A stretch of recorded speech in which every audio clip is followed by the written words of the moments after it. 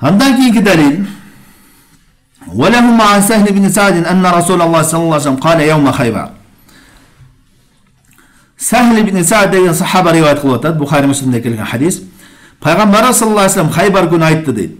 لا أعطينا الراية غدا رجلا يحب الله ورسوله ويحبه الله ورسوله يفتح الله على يديه. Хайбар согушу бул ошол жөөптөргө каршы согуш болгон, яһудилерге каршы. Пайгамбарыбыз айтты, мен эртең дейт, желекти бир кишиге берем деди. Ал киши Аллахты жана пайгамбарыбыз саллаллаху алейхи вассаламды жакшы көрөт. Жана аны Аллах Таала жана пайгамбарыбыз жакшы көрөт деди. Аллах Таала ошонун колу менен иншалла ачылыш кылат, Хайбарды ачылыш болот деди.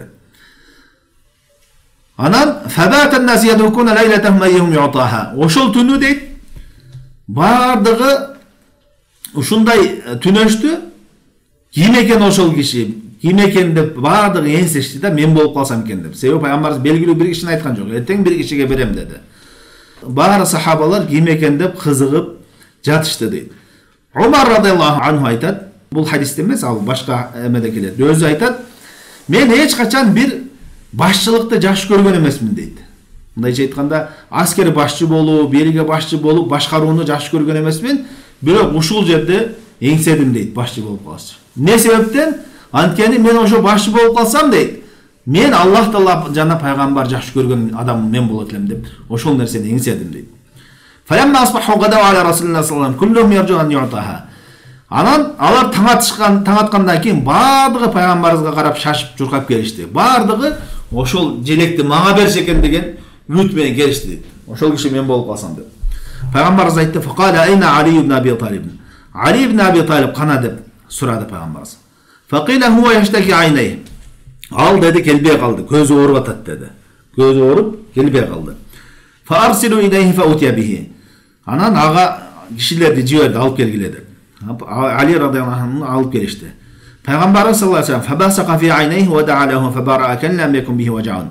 Пайгамбарыбыз саллаллаху алейхи ва саллям анын Али радыйаллаху анху көзүнө түкүрдү дагы, анан дуа кылды дейт. Дуа кылгандан кийин анын көзү айыгып кетти. Кан лам якун бихи важаун. Андан мурда эч качан оорубагандай болуп, ооруну сезбегендей болуп айыгып кетти. Фа'атаху рая. Анан ага Али радыйаллаху анху желекти берди. Факала унфуз аля рислика хатта танзила бисахатихим. Желекти берди дагы, акырын бар деди ошо. Хайбар тарапка, жөөттөр тарапка карап, акырын жолуңду улат деди. Качандыр ошолордун саха деген не болот, ошолордун майданына жеткенге чейин деди. Ошолордун майданына жеткенге чейин ошо жерге бар деди.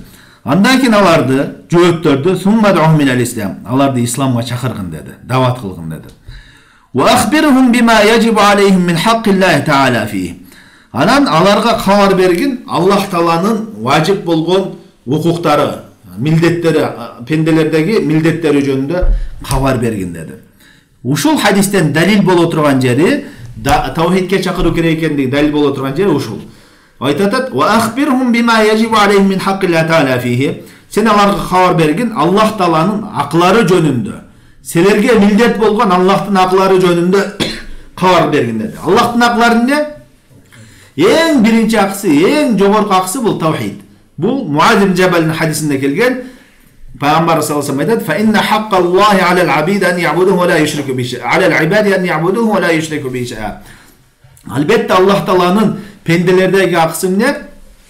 Ага эч бир нерсени шерик кылбай, жалгыз анын өзүнө гана кулчулук кылуулары ушул Аллахтын акысы деп Муаз ибн Жабалдын хадисинде келет. Демек пайгамбар саллаллаху алейхи ва салламдын хадистери бири-бирини чечмелейт, тафсирлейт.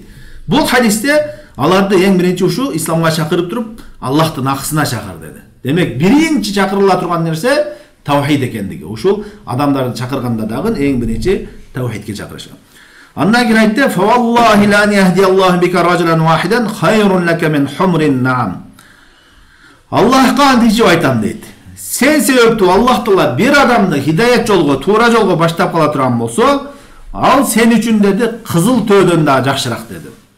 Не себептен кызыл төө деп атат? Анткени ошол кезде арабтардын эң баалуу нерсеси бул кызыл төөнүн бир түрү, кызыл ошол баалуу сорту болчу.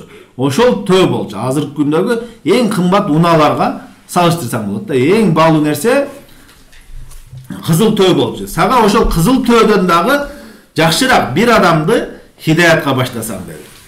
Бул жерде бул хадистен эки нерсе, таухидке эки жери далил болот. Биринчиси ушул Аллахтын акысы болгон нерсеге чакыруу деди. Экинчиден таухидке чакыруунун фазилети. Аллах Таала ким себептүү бир адамды таухидке баштаган болсо эмне, ал үчүн ушундай чоң сооптору бар экендигини баяндап атат. Андан кийин айтат: "Ядукун ай яхудун." Адамдар, бул хадисти чечмелем. Адамдар кечинде ошо пайгамбар айткандан кийин жатышканда ошол жөнүндө сөз кылышып жатышты. Ким экен ошол, ким экен деп, ар бири мен болуп калсам деп эңсеген абалда жатышты дейт.